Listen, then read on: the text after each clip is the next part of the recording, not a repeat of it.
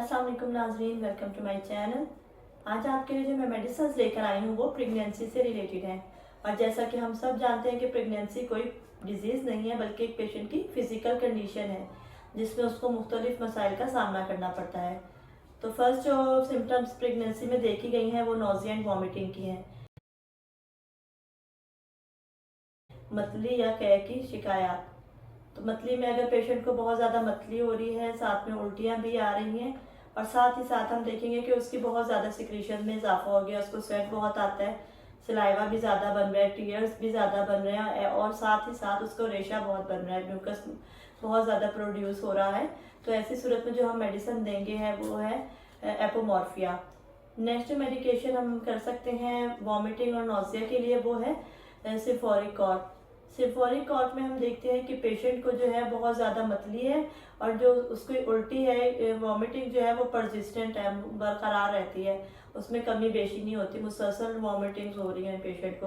और साथ ही साथ जो उसकी मतली है वो हम देखते हैं कि मूवमेंट से, चलने फिरने से बहुत ज़्यादा मसला हो जाता है। रेस्ट करता है तो पेशेंट बेहतर फील करता है। साथ ही साथ उसके मुँह का जायका कड़वा होगा, उसके मुँह में खट्टा पानी आने की भी शिकायत पाई जाती है।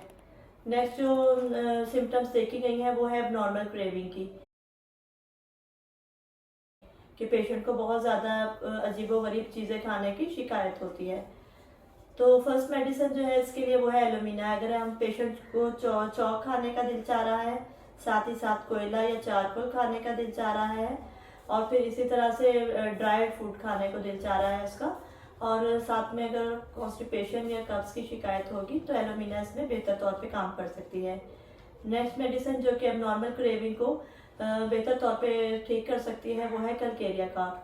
कलकेरिया कार्प के पेशेंट में हम देखते हैं कि उसको एबनॉर्मल इनडाइजेस्टेबल थिंग्स जो है जैसे कि पेंसिल, कोयला या चौक वगैरह खाने का बहुत दिल चाहता है और साथ ही साथ उसको मीठा खाने की ख्वाहिश होती है या फिर नमकीन बहुत पसंद होता है।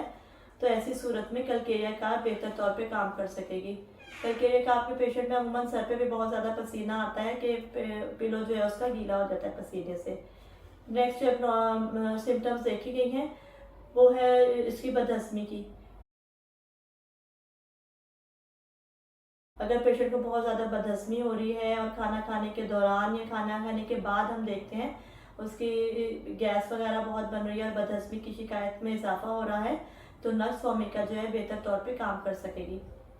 अगर एक और मेडिसिन जो कि बदहज़मी में हम प्रेगनेंसी में दे सकते हैं वो है पल्सटीला। पल्सटीला में भी जो है खाना खाने के बाद पेशेंट को बहुत ज़्यादा एब्डोमिनल डिस्टेंशन यानी कि पेट उसका टाइट हो जाता है, गैस का मसला हो जाता है, पेट इतना टाइट हो जाता है कि पेशेंट को जो है एब्डोमेन से अपने पेट से कपड़ा लूज करना पड़ता है। साथ ही साथ हम देखते हैं कि पेशेंट के अंदर रूमेटिक पेन्स भी पाई जाती हैं। अगर पेशेंट को रूमेटिक पेन्स आ रही हैं, उसकी नेक में स्टिफनेस है और साथ ही साथ बैक में उसके स्टिफनेस आ रही है और ये मूवमेंट से, चलने फिरने से इसमें इजाफा हो रहा है, तो उसके लिए सिमिसिफ्यूगा बहुत बेहतर दवाई है। एक और मेडिसिन जो कि रूमेटिक कंप्लेंट्स को बेहतर तौर पे कवर कर सकती है वो है रेस्टॉक्स। रेस्टॉक्स में हम देखते हैं कि पेशेंट की जो पट्टों में खिंचाव है या स्टिफनेस जो है उसमें बैठे रहने से इजाफा होता है। पेशेंट जो थोड़ा बहुत चलना शुरू कर देता है तो उसके खिंचाव में बहुत हद तक कमी वाक़या होती है। साथ ही साथ कोल्ड ओपन एयर में, जैसे ताज़ा हवा है ठंडी, उसमें पेशेंट बेहतर फील बिल्कुल भी नहीं करेगा, उसमें जाते ही पेशेंट को पट्टों में खिंचाव स्टार्ट हो जाता है। एक और कंप्लेंट जो कि हम देखते हैं कि प्रेगनेंसी में बहुत कॉमन है वो है कमर में तकलीफ।